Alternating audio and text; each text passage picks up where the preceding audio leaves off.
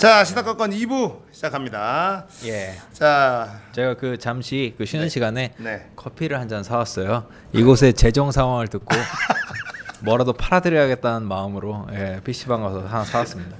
감사합니다. 예, 아니 이게 근데 뭐 그 액수에는 뭐 이거 막으려면은 커피 한 1만 잔을 마셔야 되지 않나 싶어갖고 와 10만 잔인가 하여간 자, 예 그렇습니다. 손혜원 의원이 예. 지금 화제입니다. 목포의 다이묘다.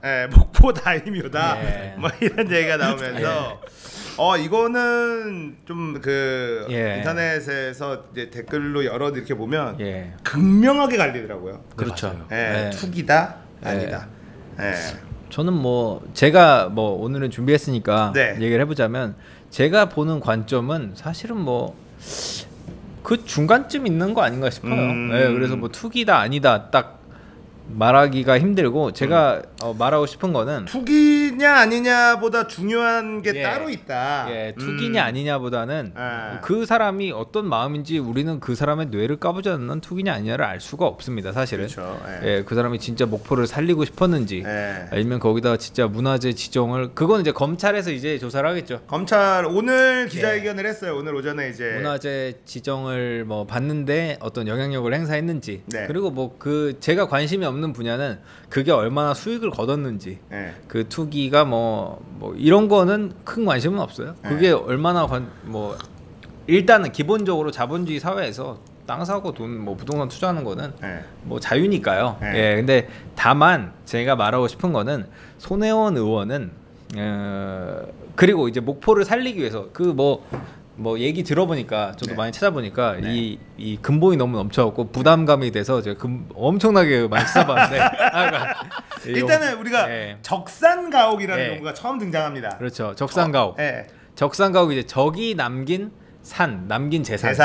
가옥인데 일제 시대 때 그 지었던 가옥이에요. 근데 그 일제 시대를 그 일본인들이 그러니까 살던 집인데 일본인들을 상당히 싫어하시는 분들이 그 또 적산가옥을 살리겠다고 하시는 게 약간 아이러니하기도 했습니다. 저는 사실은. 근데 어쨌건 왜냐면 총독부 같은 거 그냥 폭파시켜 버렸는데. 맞아, YS가. 근데 그거에 우리가 박수 치던 사람들이 적산가옥 뭐 살릴 수도 있겠죠. 그때도 아마 그거를 옮겨서 복원을 해서 그게 경복궁 안에 있었으니까. 그게 이제 건축사 측면에서 굉장한 가치가 있는 건물이라고 그때 제발 좀만 한 달만 참아주세요. 그러니까 그거를 그대로 옮겨서 뜯어가지고 옮겨서 다른 곳에다가 경복궁은 그대로 복원을 하고 이거 자체는 역사적인 그걸로 남기자 뭐 이런 주장하는 분들도 계셨는데 김현수 일단은 날려 폭발을 해버렸어요. YS가 진짜 화끈하잖아요.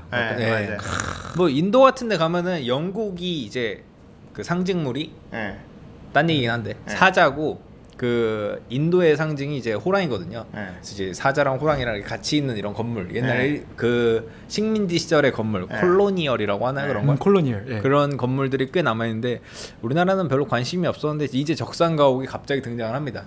그거 보니까 인천에도 그 왓썸맨 보니까 차이나타운 옆에 그 일제 시대 때 지어진 거 그대로 있는 아니면 좀 복원한 뭐 이런 동네가 또 있긴 하더라고요. 그래서 이제 그 적산가옥들을 살리기 위해서 돈을 막 주변에 투자를 하라고 권유를 해서 뭐 샀다. 근데 그게 뭐 목포를 살리기 위해서 했는데 어떻게 나한테 이럴 수 있냐라고 하셨는데 저는 이제 그게 투기냐 아니냐 이런 문제보다는 그게 의원으로서 문체의 간사로서는 할 일은 아니라고 봐요. 그러니까 공직에 있는 사람은 항상 이해충돌이라는 걸 염두에 두고 움직여야 되는데 문체부 그 문체위의 간사가 어쨌건 지정등록 문화재가 될 수 있는 힘을 어쨌건 영향을 끼칠 수 있는 자리에서 주변에게 투자를 뭐 목포에 하라 그러고 뭐 그 청장한테 거기다 뭐 그런 아름다운 문화가 있다 유산이 있다 이렇게 말하고 거기에 청성장이라는 곳도 있다 뭐 이런 식으로 말하는 게 그 자체로는 되게 부적절하다고 봐요. 물론 그게 뭐 저는 완전히 막 땅 투기꾼이다. 완전히 뭐 죽어야 된다. 뭐 그 손혜원 의원 말처럼 내가 투기를 했으면 죽겠다 이런 정도가 아니라 그냥 어느 정도 발언에 내가 좀 과한 면이 있다. 뭐 그런 정도하고 사과하면 넘어가는데 넘어갈 수 있는 부분이라고도 생각을 하거든요. 근데 요즘은 좀 이런 생각도 들어요. 이게 조금이라도 잘못을 인정을 하면은 마치 안 되는 것처럼 맞아요. 뭐 그냥 사과하고 10에 1에서 10 정도의 잘못이 있다면 뭐 한 이 정도 잘못을 했다. 예를 들어 치면은 이만큼 잘못을 인정을 하고 뭐 그러면 그 부분 내가 시정하고 앞으로는 뭐 내가 좀 과오가 있었나 보다 하고 넘어가면 되는 건 되는데 이게 꼭 내가 뭐 목숨을 건다 이런 식으로 나오니까 서로 간에 뭐 충돌이 있는 거 아닐까요? 근데 저는 그런 관점에서도 그 일단은 손혜원이라는 사람 자체가 약간 욱해요. 그렇죠. 욱합니다. 욱해서 호불호가 확 갈리죠. 그래서 이제 특히나 이제 이 방송을 보시는 주 시청자들이 20, 30대 남성들이면 손혜원을 별로 안 좋아하죠. 좋아했던 사람들도 선동열 때 면죄부를 씌워준 장본인 뭐 거기다가 이번에 뭐 신재민에 대해서 또 페이스북에 경솔한 발언을 했다가 바로 내리는 그 자살 시도한 이후에 바로 내리는 뭐 이런 것들. 근데 손혜원이라는 사람이 어쨌든 그 새누리당에서 파란색을 버렸을 때 그리고 빨간색 새누리를 가져올 때 잽싸게 파란색을 갖고 오면서 더불어민주당이라는 네이밍을 정하고 그 디자인, 로고 이런 것들을 다 만든 사람이거든요. 그래서 개벨스네. 줄이면 더민주가 되잖아요. 그래서 네이밍도 굉장히 절묘했고. 그러니까 더불어민주당이 아마 1위가 아니었는데 그 손혜원 의원이 그러니까 그때 공모를 받았어요. 근데 더불어민주당이 1위가 아니었는데 그거를 3위 정도였는데 억지로 밀어붙여서 그때 뭐 이러면 공모를 왜 받냐 이런 비판도 받았는데 결과적으로는 좋다고 생각. 그때 1위가 뭐 소나무 민주당인가? 그랬던 것 같은데. 더불어민주당으로 이제 해서 그 디자인 전체적인 톤이라든지 이런 것들을 다 만들고 근데 이제 최근에 이제 뭐 어쨌든 그런 부분은 인정을 해서 저는 이런 논란을 보면서 그런 생각도 들었어요. 이제 더불어민주당이 꼭 국회의원이 아니라 당직자, 뭐 중요한 당의 어떤 업무를 맡으면 되지 않았을까 싶기도 한데 이게 과연 헌법기관 한 명 한 명이 헌법기관이고 입법을 할 수 있고 그 정부 부처를 감사를 할 수 있는 자리에 있는 분이 여기 목포를 살린다는 이유로 이렇게 투자를 하라고 주변에 권유하는 방식이 과연 옳으냐? 저는 그 방식을 말하고 싶어요. 그러니까 결과로서의 투자냐 투기냐 이게 아니라 프로세스가 과연 맞았냐? 그러니까 예를 들면 만약에 목포의 그 적산가옥을 정말 아름답고 그 살리고 싶었다면은 거기에 예산을 지원할 수 있고 뭐 그런 그 다른 방식으로의 살림, 그러니까 국회의원이 할 수 있는 공직에 있는 사람으로서 해야 되는 일을 그 방식으로 살려야지 이렇게 어떤 아름아름 뭐 여기다 투자하세요. 칼국수집 차리세요. 차린다고 하니까 칼국수집 차려 왜 안 돼? 잠깐만 여기서 그 유튜브에서 흰곰님이 저분 굉장히 피곤하게 하시는 분인데 그 손혜원은 소나무 민주당에 꽂혀 있었다. 아 그래요? 문재인 대통령이 더불어민주당을 밀어서 그렇게 했다라는 게 팩트다 이렇게 얘기하시네요. 제가 잘못 알았을 수도 있습니다. 저희도 이제 모르니까 일단 그렇게 그냥 생각난 대로 얘기한 거예요. 생각난 대로 얘기해요. 죄송합니다. 저 흰곰님이 제 담당 일진이신가요? 아니 저. 그래요. 근데 어쨌건 뭐. 그랬군요. 그냥 당시에 손혜원 의원이 너무 그때 홍보를 총괄해서 그 부분도 한 줄 알았어요. 하여간 그 부분은 제가 사과드립니다. 그리고요. 얼른 사과해. 사죄드립니다. 제가 말했잖아요. 이만큼 잘못했으면 이만큼 맞고 가면 된다. 왜 사과하면 그만인데. 근데 또 챗피셜을 또 너무 믿으면 안 되니까 이런 채팅창에 의견이 있으니까 팩트 체크는 여러분들이 하세요. 해주세요. 그리고 그래서 이제 뭐 저는 그런 프로세스가 문제고 저는 이런 정도의 관심이 쏠렸을 때 우리나라가 항상 저는 그렇게 생각하거든요. 관심이란 게 엄청난 사회적 비용입니다. 그렇죠.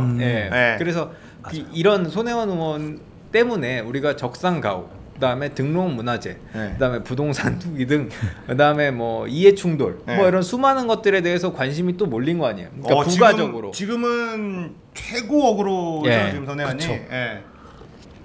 그래서 마침 이렇게 된 김에 한 발짝 더 나갈 수 있는 거는 저는 그런 거라고 생각을 해요. 그러니까 단순히 이게 손혜원 의원이 투기를 했냐 안 했냐, 뭐 박물관을 지으려고 했냐 마냐 이런 문제가 아니라 벤츠 여검사 사건이라고 있습니다. 벤츠를 선물 받았네. 여검사가 벤츠를 선물 받았는데 그게 사랑 때문에 받았다 뭐 이런 말도 안 되는 얘기를 했는데 결국은 그게 뭐 딱히 처벌할 규정이 없어서 무죄가 나왔던 것 같아요.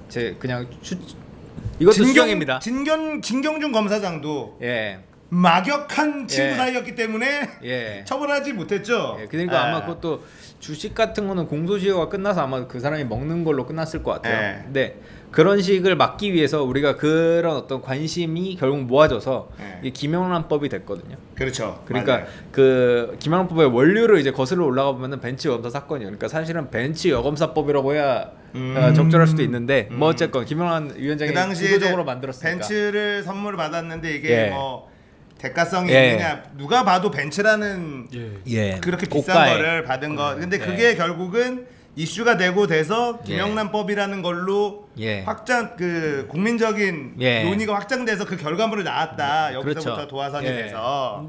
근데 이제 그 이번에 사건도 단순히 이렇게 끝나는 게 아니라 뭐 투기냐 아니냐 뭐 무슨 캐삭방 하는 게 아니라 김영란법이 사실은 빠진 게 있거든요. 이제 이해충돌 금지 법안이라고 방지법이라고. 그게 안 됐죠. 사실은 그게 더 중요하다라고. 김영남 대법관은 사실은 그게 더 중요하다. 제일 중요한 거. 근데 그 부분이 빠진 게 좀 아쉽다라는 게 근데 있었죠. 그 이해충돌 방지 법안도 이제 뭐 국가마다 다르고 뭐 없는 나라도 있겠죠. 근데 뭐 그러니까 우리나라 권익위에서 권고하는 정도는 뭐 대충 보면은 잠시만요. 이제 공직자의 신분이 아닌 개인 자격으로 이해관계를 갖게 될 수 있을 경우는 그냥 배제한다는 게 이제 권익위가 원하는 방안인 거죠. 공직자들만 잘 지켜라.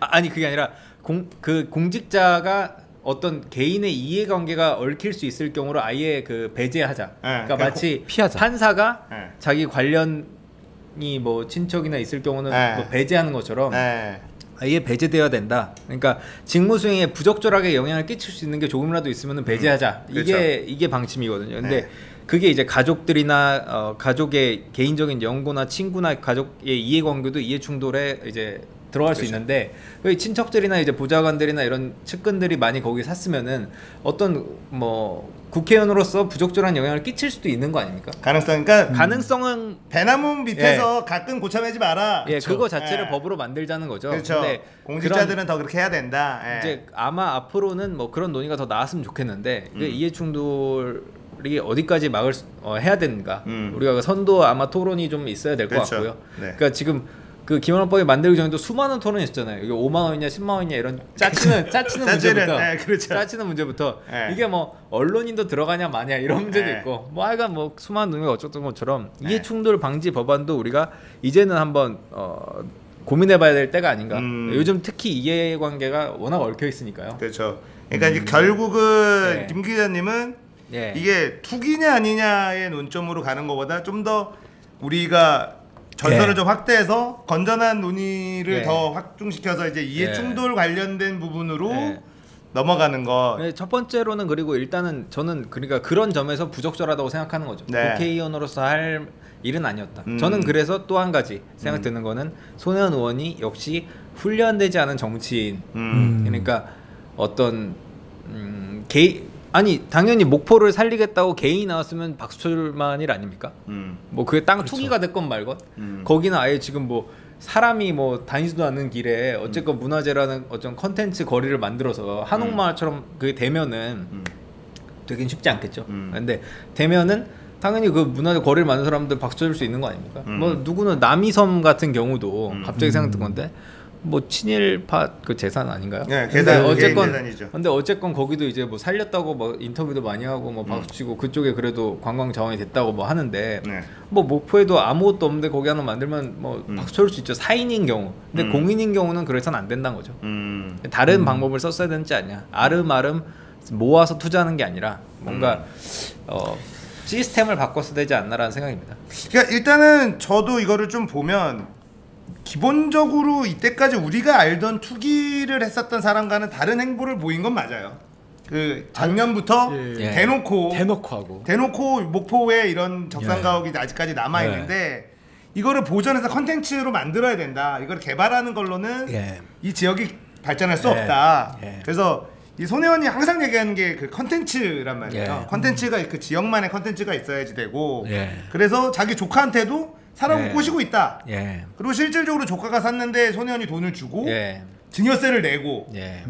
그러니까는 본인은 이렇게 해서 목포 거기를 지키면서 컨텐츠로 만드는 게 문제가 없다라고 생각한 것 같아요. 예. 투기라고 한다면 사실은 그렇죠. 그렇게 이제 미리 사놓고 네. 개발 이슈 갖다 끼얹어가지고 네. 이익을 보고 이렇게 해야 되는데 차명 거래다라고 하기에는 이미 다 대놓고 증여세까지 내면서 이렇게 한 부분이 있어서 그러니까 뭐 그런 이가 뭐 투기지 아니지 뭐 이렇게 얘기하는데 그런 부분은 이제 검찰에서 밝혀지겠죠. 근데 네. 그런 부분은 처벌이 가능해요. 그러니까 네. 비밀 유지 조항인가 뭐 공직자가 자기가 어떤 개인적 이해관계로 어떤 투자나 이런 이익을 받을 수 없다 뭐 이런 조항이 있기 때문에 뭐 조사를 해서 나오면은 그거 분명히 처벌 받아야 되지만 저는 과연 처벌까지는 약간 어렵다. 그러니까 이게 근데 애매할 것 같아요. 손혜원이 이렇게 세게 오늘 기자회견에서 예. 당적을 내려놓고 검찰에 다 고발을 그 SBS와 기자들 기사를 낸 다 고소 고발을 할 거고 그쪽에서 낸 의혹이 내가 하나라도 걸리면 나는 국회의원직을 사퇴하겠다. 다 걸고 싸우겠다 이렇게 나오는데 좀 너무 오버한 거 아니냐라고 하기에는 처음엔 너무 세게 때렸어. SBS가 그러니까. 완전히 권력 경비 완전히 투기꾼으로 그리고 4배 이상 올랐다는데 알고 봤더니 4배 오른 것도 아니었고 약간 팩트 체크도 좀 덜 돼 있고 지금도 뭐 처음에 9채였다가 20채다 뭐 이렇게 자극적인 워딩이 계속 나와요. 그렇죠. 투기 20채 뭐 이러면서 굉장히 자극적인 워딩으로 막 공격을 하니까 소년 입장에서도 그냥 제가 부적절했습니다라고 하기에는 너무 억울한 면이 있지 않았나 이런 생각도 좀 들긴 하고요. 태영건설이라고 하시는 분 있는데 태영건설하고 관련이 없습니다. 네, 태영건설은 아니고 다른 건설이라고 하더라고요. 제가 뭐 알기로는 그 건설 뭐 회사 뭐 그 건설사 쪽에서 뭐 이런 것도 아니에요. 그냥 그 해당 기자가 밝히기도 이건 뭐 지적으로 밝히기도 한 건데 거기 아마 그 목포인가 어디를 갔을 때. 여기가 뭐 누구 유력한 집이 막 사들인다 막 이렇게 얘기를 해서 그때부터 한번 등기부등본을 떼서 알아보니까 이렇게 주변이 이렇게 많네 이렇게 해서 시작됐다고 알고 있어요. 그러니까 그게 아파트 개발이 돼야 투기가 되는데 투기가 아니다라고 문화재 지정이 되면 무슨 투기가 되냐. 근데 거기서 또 하나 더 나가죠. 지정문화재, 등록문화재. 그래서 문화재로 지정이 돼도 돈을 벌 수 있다. 그래서 이제 뭐 새로 뭐 사람들이 아는 재테크를 좋아하시는 분들이 이제 이런 방법도 있구나라고 뭐 깨달은 분도 있다고 하는데 뭐 아주 돈이 많으면 리스크 감수하고 뭐 거기다 한번 박아보세요. 뭐 잘 모르겠어요. 그러니까 좀 만약에 한 채 사는데 8천 얼마 뭐 이렇게밖에 안 하더라고요. 좀 그나마 거기서 평수 있는 거가 그래서 뭐 홀 사장님도 목포로 아니 제가 그 부동산을 목포에 있는 언제 얼마나 오를지도 모르고 저는 투기하려면 거기는 안 써. 지금 호재가 떴어도 그 호재는 별로인 것 같아요. 손해원 호재 아닌가요? 그거는 아닌 것 같아요. 구경하러는 갈 수 있어도 목포로 그건 호재라고 보기에는 저는 개인적으로는 차라리 여기 신도림동에 이쪽에 계속 막는 여기에 이게 더 역시 낫지. 지하철 2개, 3개 뚫린 데는 여기가 낫지. 막을 수 없습니다. 2호선 특히. 그렇죠. 2호선 못 막아요. 여기가 지금 차라리 지금 제가 사는 데가 신도림의 외곽이거든요. 근데 이번에 막 오를 때 제일 안 오르는 지역이긴 한데 거기가 이제 아직도 공장이 여기 신도림이 옛날에 공장지대가 아직 많아요. 그래서 거기 공장이 다 사라지면 내가 봤을 때 한 10년 정도 걸리면 다 없어질 것 같거든요. 10년에서 20년? 그러면 좀 낫지 않을까. 알박기. 존버가 그리고 이제 그거 있잖아요.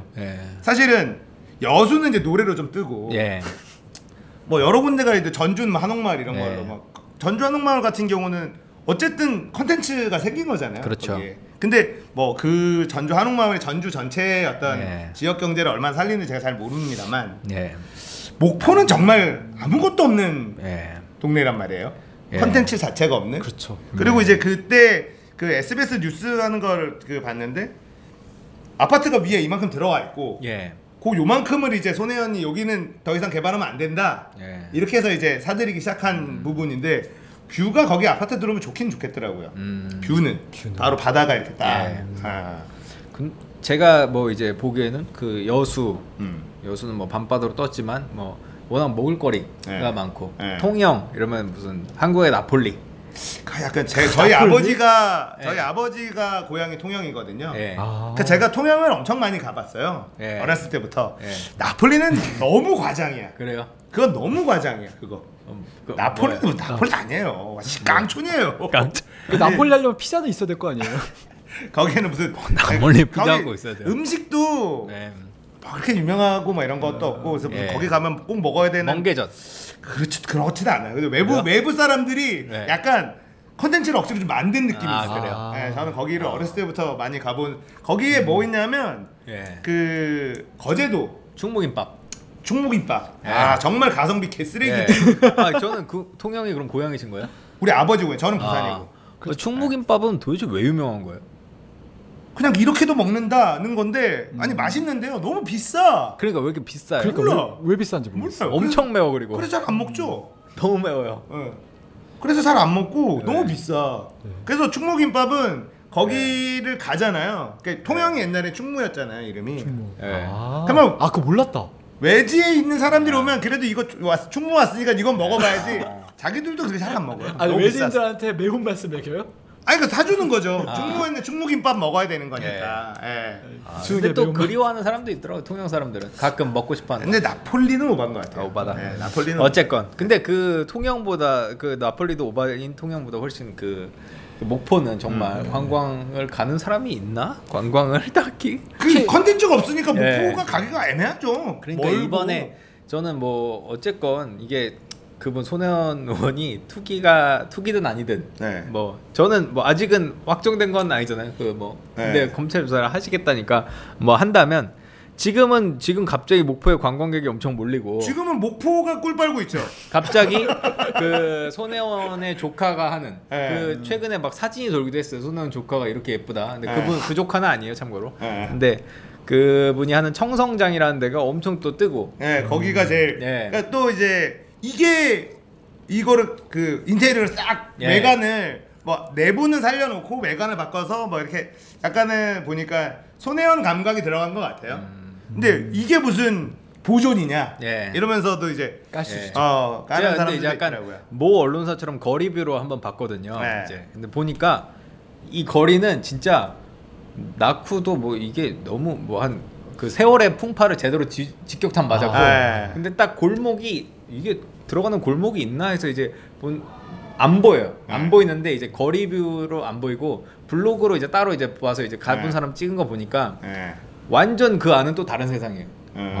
진짜 잘 꾸며놓긴 했어요. 근데 조금 비싸다고 해야겠죠. 목포에서 그 정도면 숙박이 한 7만 원인가? 숙박 7만 원. 근데 하여간 게스트하우스 뭐 그분도 그랬잖아요. 쿠바의 까사처럼 하겠다. 이게 까사가 이제 뭐 그냥 같이 사람들 뭐 그냥 그 게스트하우스가 그냥 근데 왜 하필 쿠바의 까사인지 모르겠네. 그냥 게스트하우스랑 똑같은 건데. 근데 어쨌건 그 게스트하우스를 잘 만들어 놨거든요. 근데 그렇게 진짜 만들면은 또 근데 그 또 밖에 겉에가 또 적산가옥이란 느낌도 안 들긴 해요. 약간 보면은 약간 애매해요. 근데 잘 만들긴 했어요. 아마 한번 블로그 한번 찾아보세요 한번. 근데 또 모르죠. 적산가옥이니까 일본 사람들이 또 이게 또 유명해지면은 우리 옛날 한국에 이런 뭐 했었다 이런 느낌으로 와가지고 과거의 영광에 취한 사람들이 와가지고 설마 무슨 뭐 그럴 수 있죠. 근데 어쨌든 간에 지금 목포는 좋죠. 전국 단위 관심을 받을 만한 이슈가 목포는 없어요. 그러니까 박지원이 목포에서 계속 당선되는 이유는 박지원급이 아니면 누가 목포에 관심을 가져주겠습니까? 이슈가 없는데. 맞아. 그러니까 진짜 그 인터뷰를 목포 주민들이 인터뷰를 가서 그래도 나름대로 이제 중립적인 균형을 맞춘다고 반대인 사람 찬성하는 사람 이렇게 인터뷰를 하는데 너무 썰렁해.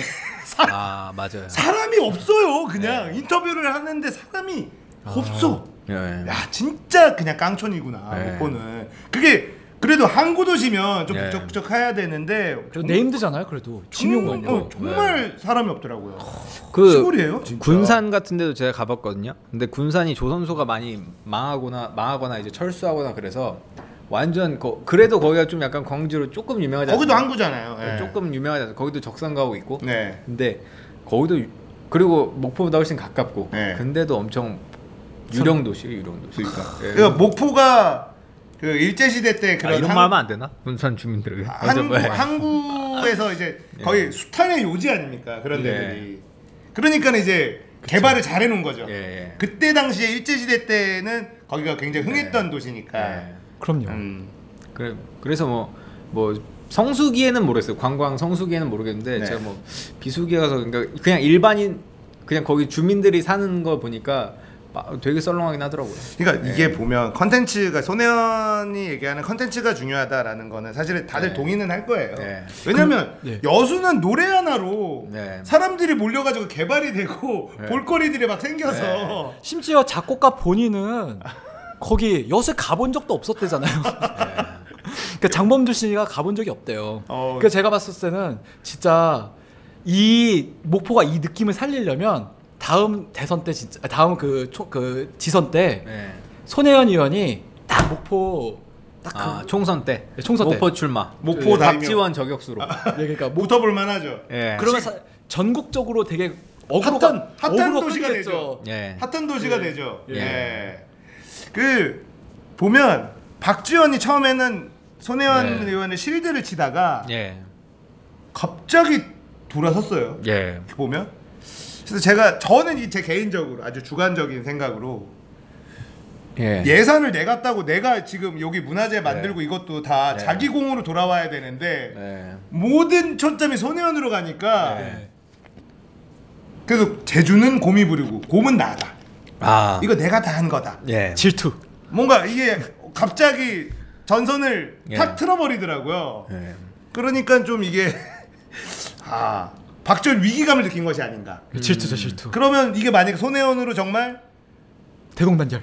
목포에 나는 정말 여기서 살고 평생을 목포 발전을 위해서 그냥 내 마지막 말년을 그냥 올인하겠다. 그리고 거기 적산가고 내 명으로 이때까지 안 샀는데 사고 나 여기서 살겠다. 이러면서 이제 딱 오면 박지원이 될 거예요. 젊은 사람이 없어. 거기 노인네들이 많아가지고. 그래도 이제 그때 당시에 2016년인가 2016년 총선에는 해피엔딩. 국민의당이 워낙 이제 막 끌었으니까 그런데 지금 또 민주평화당은 좀 약하잖아요. 그러니까 민주당 깃발로 한번 붙어볼 만하지 않을까요? 붙어볼 만할 것 같아요. 어쨌든 문제는 뭐냐면 목포에 사는 사람들은 목포 시민들은 사실은 목포 시민들이야말로 이게 투기냐 아니냐가 중요한 게 아니라 그냥 피카츄 배 만지는 거예요. 뭐죠? 어떤 그냥 가만히 있으면 전국의 전국민의 관심이 목포에 쏠리고 구경하러 오는 사람들이 거기 와서 밥이라도 사 먹어 가고. 도대체 무슨 땅을 받길래 그렇게 온 가족 명의를 다 써서 막 그 언론 보도에 의하면 다 써서 저렇게 또 땅을 샀나? 그럼 그냥 쓱 왔으면 밥은 먹고 가야 될 거 아니야. 멀리서 왔는데 거기다가 목포는 KTX가 되잖아요. 엄청 그게 엄청난 그러니까 목포에 KTX가 간다라는 건 사실은 어마어마한 건데 그럼에도 불구하고 사람이 안 가거든요. 갈 이유가 없으니까. 근데 이제 그것만으로도 자다가 갈 수 있겠죠. 쓱 한번 가서 구경하고 거기 뭐 맛집이 뭐가 있나 뭐 이러면서 이제 야, 근데 우주의 기운이 그러고 보면 이제 목포로 향하고 있고. 그렇죠. 제가 봤었을 때 그 우주의 기운을 끌고 온 사람이 손혜원 의원이라는 딱 느낌이 오네요. 그러면은 이제 사실 그렇게까지 뭐 빨아주고 싶지는 않습니다. 어쨌든 이게 손혜원 우리는 이제 손혜원이 기운까지 뭐 도대체 뭐 손혜원이 잘했냐 잘못했냐는 지금 너무나 호불호가 갈리고 일단은 검찰로 공을 넘겨버렸어요. 그래서 이 얘기는 지금 하는 거 별 의미가 없는 것 같아. 일단은 손혜원은 투기가 아니다라고 보는 사람들은 그렇죠. 이렇게 대놓고 얘기하고 방방곡곡 떠들면서 투기하는 사람이 어딨냐. 그리고 문화재가 되면 투기가 무슨 투기가 되냐 이런 사람도 있고 또 그래도 지금 이미 이만큼 올랐는데 이것도 근데 지금은 또 오른 만큼 또 내려갔다는 얘기가 또 있어요. 근데 지금 이 정도 또 관심 받으면 또 더 오르지 않을까요? 그러니까요. 뭐 아무튼 모르겠어요. 거기 백종원의 골목 식당이라도 한번 목포 백종원 골목식당 한번 손혜원 후덜덜 박지원 다 등장해서 아니 거기 SBS에서 하는 거잖아. 아니 그 SBS에서 아니 그 마침 거기 아니 그 마침 있잖아요. 연예인도 가끔 식당 해주잖아요. 그처럼 박지원하고 손혜원 둘이 하나 식당 하나 하고 이렇게 연예인 식당으로 하나. 야 이거 괜찮다. 대박인데 그럼 됐지 않을까요? 야 이거 뭔가 어그로 제대로 끌릴 것 같은데 이거. 야 이거는 정말 어쨌든 지금은 손혜원 의원의 투기냐 아니냐는 검찰로 넘어가서 근데 저는 이런 거 있어요. 검찰로 넘어가서 이게 재판으로 가느냐 재판으로 가서 만약에 손혜원이 이긴다라면 과연 손혜원의 잘못이 없다라고 사람들이 인정할 거냐? 저는 그렇게 보지는 않거든요. 이미 너무 이 뭐라 그래야 되죠? 불신의 시대. 이건 아니라고 생각하는 사람들은 어떤 말로도 설득 못한다고 봐요. 저는 그래서 이제 아까 저기 있는 흰곰님 같은 경우에 이재명 얘기하면 굉장히 분노하시는 분인데 만약에 이재명이 재판에서 100만 원 이하의 벌금으로 다 선방을 했다. 그래서 경기도지사직이 유지가 되고 그렇게 되면 인정을 하겠느냐? 안 할 거라는 거죠. 그래요. 안 돼요. 그게 안 됩니다. 그게 이미 나는 싫어. 그럼 싫은 거야. 그게. 아이고 손해와 돈에가 들어왔는데요. 이거 케어. 알겠습니다. 이거 약간 좀 제가 저도 이제 입을 열 수 있게 된 것 같은데 이바구 좀 한번 털어보시게요. 그동안 입에 거미줄이 딱 생기나 마냐 이런 딱 국면이었던 것 같은데 그 동물보호 단체 케어 박소연 대표 이제 유기견 안락사 사건에 대해서 지금 이거 지금 물어보셨는데요. 사실 제가 이거에 대해서 좀 본의에게 많이 관심을 갖게 된 이유가 제 친구가 채식주의자인데 채식주의자 중에서도 이렇게 단체를 이렇게 하는 친구예요. 채식주의자 모임 피곤한 스타일이네. 굉장히 피곤하죠. 걔랑 음식점을 갈 수가 없어요. 근데 그런 친구인데 그 친구를 통해 가지고 이쪽 세계를 좀 알게 된 건데 채식주의자, 유기견, 난민 이게 어떻게 보면 좀 이게 한 식구들이에요. 이게 우리 사회의 피곤한 사람들의 모임. 좀 그렇게도 보실 수가 있고 이게 옛날로 그렇게 따지면 말하지 약간 않습니다. 그 사회주의 단체 좀 약간 그런 느낌이 있어요. 그러니까 다른 사람들을 인정 안 하는 사람들이에요. 되게 피곤해. 근데 그분들은 그래도 나름 이게 딱 사명감 있는 거죠. 그러니까 피곤한 거예요. 그게 아니면은 안 피곤한데 이게 자기 확신이 너무 강해가지고 다른 사람을 인정을 안 하니까 엄청 피곤하죠. 그러니까 그 친구가 저한테 순댓국을 처음 알려줬던 친구예요. 그러니까 제가 그 친구 때문에 순댓국에 이제 홀리게 됐는데 근데 정작 본인은 이제 군대를 다녀오더니 채식주의가 됐어요. 용규나 나는 이제 고기를 먹지 않는다. 그러는 거예요. 그래서 뭔 개소리야. 그랬더니 내가 군대에 있는 동안에 이런 책을 읽어보고 이런 영상을 보면서 느낀 건데 사람이라면 하면 안 되는 짓이야 하면서 그렇게 생각할 수 갑자기 있죠. 그렇게 사람이 바뀌었더라고요. 근데 아시다시피 이런 거 갑자기 하면 사람들이 야 몇 달이나 가겠냐. 그리고 이제 앞에서 치킨 다리 이렇게 흔들면 덥석 이거 기대하잖아요. 근데 이 친구가 독한 게 그 이후로 한 12년 정도 지났거든요. 아직도 유지하고 있어요. 인정해줘야죠. 정말 신기한 친구예요. 그러니까 제 친구들끼리 이렇게 모여가지고 그 친구랑 얘기를 하면 그 친구에 대해서 얘기를 하면 항상 나오는 얘기가 뭐냐면 얘는 채식에 즐거워서 하는 애다. 그러니까 뭐 풀뿌리 먹는 거 좋아하는 사람들도 있잖아요. 그러니까 막 나는 고기가 별로 안 좋고 풀 먹는 게 좋아해가지고 기쁘게 채식하는 사람들도 좀 있는 걸로 알고 있는데 그 친구는 정말 고통스러운 표정을 지으면서 채식을 해요. 그래서 그 가면은 신여명 콩으로 만든 스테이크. 그렇죠. 어떻게 하면 고기 맛을 가깝게 낼 것이냐. 고기를 드세요? 그래서 고기를 먹어 이러는데 근데 이제 아무튼간에 근데 이제 그 친구가 이제 유튜브도 해요. 유튜브도 하는데 채식주의를 그러니까 채식주의자들 위한 유튜브 근데 거기에 박소연 대표 인터뷰가 있는 거예요. 그래가지고 얼마 전에 같이 강릉에 놀러 가서 이제 얘기를 하다가 그 얘기가 나온 거예요. 야, 그 박소연 대표니까 박소연 혹시 그 케어의 박소연 대표야? 그래가지고 너 몰랐어? 그분 요즘 안락사 때문에 난리 났는데 그랬더니 한숨 쉬는 거예요. 가져가 노트북을 딱 꺼내요. 뭐해? 그러니까 동영상 올려놓은 거 지금 그 닫아놓게 억울로 끌릴까봐. 그러니까 얘기 들어보니까 이게 채식주의자들이나 그럴 때는 노트북을 꺼내서 제목을 자극적으로 바꿔야지. 왜 그걸 내려? 억울로가 끌려야지. 채식주의를 알려야 되는데. 케어 박소연 대표. 아니 그 인터뷰 내용이 이럴 줄 몰랐네. 뭐 이렇게 인터뷰 내용이 심하게 할짝할짝 아닐까요?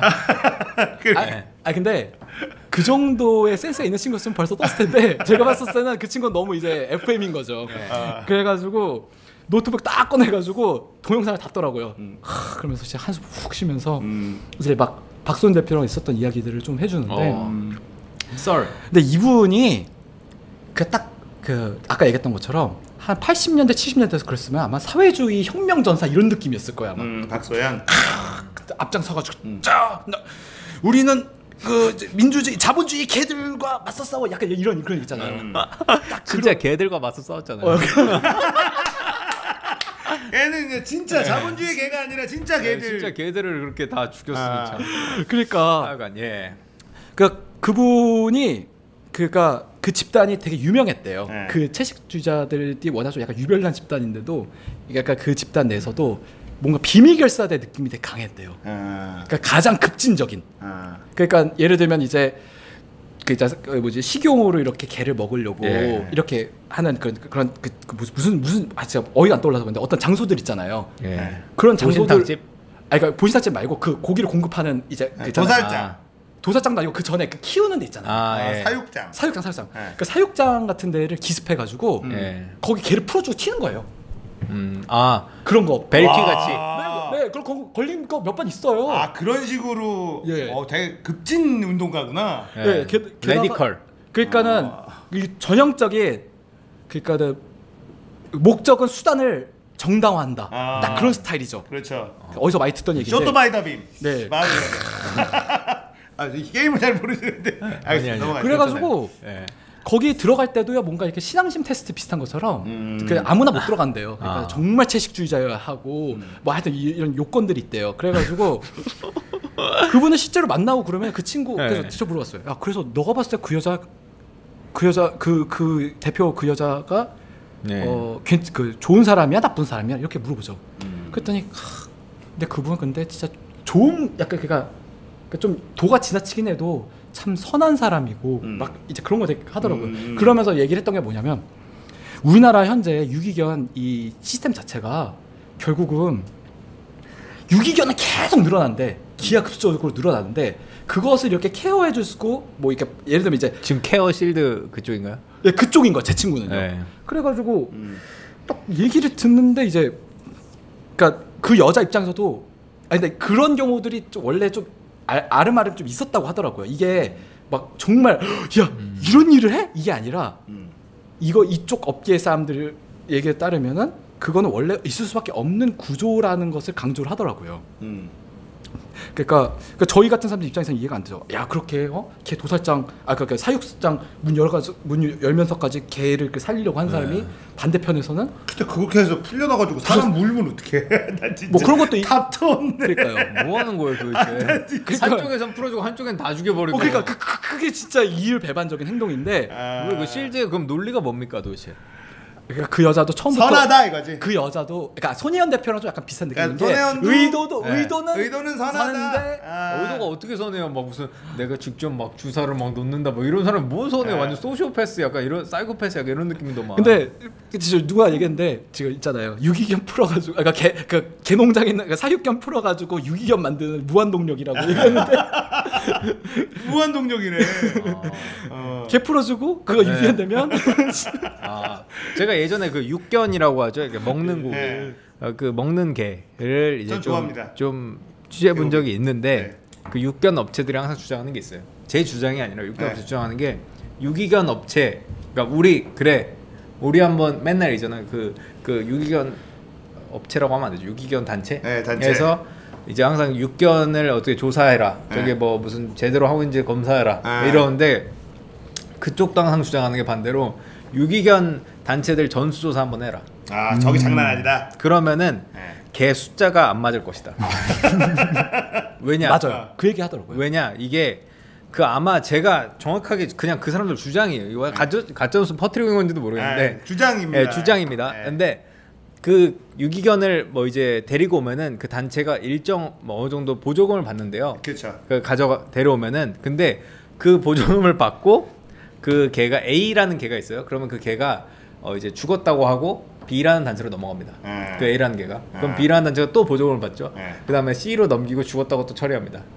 이런 식으로 한다고 얘기를 하더라고요. 무한동력이 여기서도 나오네. 여기서 계속 이렇게 돌린다고. 그 개들 뺑뺑이 돌리는 개들이 그래서 전조사에서 그 단체들이 항상 유기견 몇십만 마리다라고 주장을 하는데 실제로 많은가? 전수조사 하면은 아마 그거의 4분의 1, 5분의 1, 뭐 10분의 1밖에 안 될 것이다. 그러면 뭐 충분히 합리적 의심을 가질 만한 일리가 개연성이 있는 주장이죠. 예, 그래서 왜냐면 개라는 게 이게 뭐 죽었다고 하고 뭐 또 무슨 뭐 어떤 지문 같은 건 찍을 수도 없는 것이고, 하여간 그렇죠. 그래서 관리 같은 게 안 되니까 이렇게 돈다. 한번 그래서 우리도 받을 테니 너희도 전수조사 받아라. 그거 아마 못 받을 걸? 뭐 이런 식인 거죠. 예. 그래서 그 육견에 대해서는 지금도 굉장히 논란이 엄청 크고 실제로 최근에는 표창원법이라고들 하죠. 그 동물 제가 이거 최근에 갑자기 알게 돼서 갑자기 막 나오는데 표창원법이 이제 동물 그 축산업에 있는 동물이 아닌 그 동물을 어떻게 죽일 시 처벌을 받는 거예요. 이거는 타겟은 뭐냐면 축산에 개가 안 들어가요. 그래서 개를 못 죽이게 하는 법이죠. 그러니까 약간 쓰리 쿠션으로 넣어서 개를 죽이면 안 되는 동물로 이제 만든 거죠. 표창원이 굉장히 호감이었는데 저도 이제 그 여성폭력 방지 기본법 때문에 하다 보니까 이분 굉장히 피곤한 분이에요. 그래요? 굉장히 피곤한. 이것도 지금 이게 이분도 목적이 좋으면 정당화되는 분이라 혁명가들이네. 혁명가들. 이분도 뭐냐면은 그 여성폭력 방지 기본법도 스토킹을 어떻게든 없애버리겠다. 스토킹을 그러니까 처벌할 수 있는 조항을 만들기 위해서 이거 하는 여성폭력 방지 기본법은 이걸 넣어요. 그래서 그러면은 남자가 여자를 스토킹하는 거는 이걸로 처벌할 수 이 기본법을 근거로 해서 법령을 만들어서 할 수 있는데 여자 스토커도 많잖아요. 남자 그쵸. 연예인들한테. 근데 그러면 뭐냐 이거 일단 이거를 집어넣으면 그 다음 스텝으로 이렇게 할 수 있을 것이다라는 약간 이런 게 있는 것 같아요. 그래서 보니까 이분 많은 사람들이 사실은 표창원 의원에 대해 호감 많이 갖고 있었는데 이분 이제 개 이런 것들도 보면 본인이 이걸 해야 되겠다 그러면 굉장히 어떻게 해서든 나머지를 막 쿵쿵쿵 부딪혀 가면서라도 이거를 목적을 달성하려고 하는 게 좀 있어요. 그래서 어쩌면 개 이렇게 하는 게 이제 뭐 아마 지금도 이제 논란이 되고 있는데 이게 뭐 아마 통과가 되면은 2년인가 이후에는 이제 공포 이후에 2년부터 발효 뭐 이런 건데 그렇게 되면 이제 개 산업은 없어지는 뭐 그런 식인 거죠. 그래서 왜냐면 그러면 둘 중에 하나를 택일을 하잖아요. 개를 빨리 한번 먹어야 되겠는데. 아니 근데 뭐 그게 저는 통과가 되기 쉽진 않다고 보긴 하는데 개가 그러니까 축산업에 들어가냐 마냐 저는 이걸 차라리 빨리 정했으면 좋겠어요. 근데 어쨌건 축산업에 들어갈 수가 지금 막 했다가는 또 뭐 동물 단체나 그렇죠. 뭐 어차피 안 돼요. 그러니까 외국에서의 저는 또 축산업 들어가는 반대하는 게 축산업 들어가면 우리가 마트에서 개고기를 살 수도 있을 거 아니에요. 구이불불, 에이뿔뿔, 에이뿔뿔 개고기 막 이런 거는 그냥 모르고 먹고 싶어. 그냥 조리된 걸로 먹고 싶지. 그럼 보고 싶지는 않아. 아니 근데 그 마트에서 안 사시면 되잖아요. 보이잖아. 보이니까. 마치 양고기. 되게 충격받은 게 뭐냐면 제가 아는 형님 이제 운동선수인데 냉동실에 개 뒷다리가 개고기 뒷다리가 모란시장에서 왜요? 그 어머니가 이제 농구하는 그 개고기 보신탕을 보양으로 계속 어렸을 때부터 계속 끓여주는 거예요. 그러니까 매번 사다가 하는 게 보신탕을 엄청 잘 끓이세요. 그거는 때문에 냉동실 이렇게 뒷다리가 이렇게 뚝 나오는 거예요. 그러니까 이게 그렇게까지 보고는 먹고 싶다. 그냥 조리된 걸로 수육, 대바지살 뭐 이렇게 해가지고 그냥 먹으면 맛있지만 굳이 이거를 이렇게 먹고 싶지는 않아서. 그 얘기하니까 제 친구 채식주의자 친구가 그 비슷한 얘기를 하더라고요. 네가 소가 도축당하는 모습을 보면은 네가 소를 먹을 수 있겠어? 딱 이러는 거예요. 안 보고 먹고 싶다는 거죠. 그래서 저 여태 안 봤어요. 왜 보면 더 못 먹을 것 같으니까. 그리고 아마 이 동물 뭐 어쩌고 하여간 표창원법에 또 나온 게 이제 동물을 잔인하게 죽이면 안 된다 뭐 이런 건 있는데 그러니까 뭐 모르겠어요. 약간 축산업에 들어가지 않은 동물을 뭐 잡으면 안 되는 거죠. 이거 웃긴 게 뭐 잔인하게 죽이면 뭐 어차피 죽이는 게 다 잔인한 거지. 아니 무슨 닭을 키우는데 막 가둬치고 풀어놓고 키워라. 그게 더 풀어놓고 나 신난다 그러는데 갑자기 때 되면 다 죽이는 거 아니야. 물어보고 죽이나? 이미 체념하게 만들어놓고 죽인 게 더 인도적일 수도 있다. 그게 뭐야? 적당히 좀 하지. 그러니까 뭐 그래서 이제 이 개 관련해서 이제 뭐 어떻게 처벌 같은 거 어떻게 되냐 뭐 이런 것도 있었는데 이거는 어쨌든 세금이 들어간 부분이 있고 만약에 그러면 이게 케어 박소연 대표만의 문제가 아닐 수도 있다. 그러니까 이제 그 박소연 대표는 약간 어쩔 수 없는 상황이다. 예. 라는 쪽으로 몰고 가는 거고. 예. 그렇죠. 근데 이제 거기 회원들은 거짓말한 게 문제다. 예. 그래서 이분은 무조건 사퇴를 해야 되고. 근데 이게 어쨌든 정부에서 보조금이 세금으로 지원금이 나가는 부분이니까 정부에서는 뭐 들여다 봐야 되는 거고. 저는 뭐 사실은 별로 관심이 없어서. 그리고 저는 이 사람의 인권도 개판인데 그놈의 개의 인권 따지는 사람 별로 좋아하질 않아요. 굉장히 피곤하게 생각하거든요. 뭐 채식주의자니 뭐 유기견 뭐 이런 사람들 보면 아니 지금 사람의 인권도 지금 개 같아 죽겠는데 뭐 이렇게 개새끼들 뭐 동물들 인권을 더럽게 따지니까. 죄송한데 제 친구 한번 데리고 와도 될까요? 아 나 피곤해요. 진짜 뭔가 이게 희대 매치가 나올 것 같아요. 저는 그냥 사람부터 챙기고 개 좀 먹으면 어떻고 개가 좀 죽으면 어떻고 사람 죽어나는 것도 먼저 챙겨야지. 저는 뭐 이런 주의라. 난민 같은 경우도 난민을 받아주는 게 우리나라부터 더 챙기고 뭐 약간 이런 생각을 좀 갖고 있어서. 김 기자님도 그 난민 관련돼서 좀 얘기하신 거. 난민이요? 제가요? 아 맞다 그 얘기 있었다. 그러니까 뭐냐면 아니 그러니까 채식주의자들 논리가 그러니까 육류 안 된다 그러면 야 물고기는 뭐 생명 아니야 해가지고 물고기 먹는 채식주의자들도 문제가 있고. 그러니까 저희도 채식주의자가 물고기를 먹어? 아니 그러니까 먹는 사람들이 있어요. 물고기 먹는 사람도 있어요. 채식주의자라고 얘기하지 마. 물고기가 얼마나 맛있는 살코기인데. 계란 우유 먹는 사람 있고 물고기 먹는 사람 계란 있고. 우유도 안 먹는 닭까지 먹는 사람 있고. 닭까지 먹는 사람 있고. 그리고 제 친구 적당히 먹어 정말 그냥. 그럼 육고기 싫어하는 사람이지 그냥. 소돼지 싫어하는 사람이지 뭐 닭고기 먹으면서 채식주의자야 이러면. 그리고 이제 저 같은 경우는 친구 놀릴 때 그렇게 했거든요. 야 풀도 생명이야. 풀도 그 감정 느낀대. 그럼. 야 암세포도 생명이라고 하는데. 아니 실제로 막 농사짓는데 비닐하우스에 클래식처럼 넣고 막 이러잖아. 그럼 더 잘 자란다고. 잘 자르고. 그리고 또 그 얘기도 해줘요. 야 옛날에 무협지 보면은 그 스님이 물 떠다 놓고 이렇게 참여하는 게 있어. 근데 그게 왜 그러냐면요. 그 혹시 김용 무협지 중에서 소호광호 아세요? 아 소호광호인가? 소호광호 아니고 천룡팔부에 그 허죽이라는 땡중이 있는데 그 허죽이라는 땡중이 처음에 등장할 때 씬이 이거예요. 물 떠다 놓고 막 아미타불 이러는 거예요. 그래가지고 지나가던 그 주인공이 지금 뭐 하세요? 그러니까 물 속에도 수많은 미생물들이 있는데 그 박테리아 물 한 모금에도 박테리아들이 있는데 그것도 생명이잖아요. 뒤져 그냥. 진짜 피곤해. 그러니까 피곤해. 그래서 친구 놀릴 때 그렇게 많이 놀렸어요. 그러니까 야 물에도 박테리아들 거 다 생명이고 풀에도 감정이 있고. 그런데 그 저 세이망 씨앗 같은 경우가 아마 제가 기억하기로 기억이 기부사기. 기부사기인데 저게 뭐냐면 우리 단체 교육 단체 맞죠? 뭐 누가 도내하신 거죠? 지금 저기 제독 1812님이 기부 단체 맞을 거야 아마. 기부사기 같은 거 지금 유기견 안락사도 결국은 기부도 많이 받고 지원금도 받고 이런 거니까 지금 문제가. 근데 저기 아마 전화를 돌려서 우리 단체에 기부를 하시면 우리가 이제 불우한 어린 아이들에게 교육을 시켜준다라고 하고 아마 그 뭐 프로그램 교육 구입비인가? 뭐 한 1억 쓰고. 사기 전문 기자네, 정치부 기자네. 사실은 사기만 파고 다니는. 근데 한 128억인가 아마 그럴 거예요. 130억인가? 받은 게. 받은 게. 근데 그 중에서 한 몇억 빼고는 다 쓴 거예요. 다 먹은 거라? 뭐 외제차 타고 다니고 막 신나게 쓰고 다녔거든요.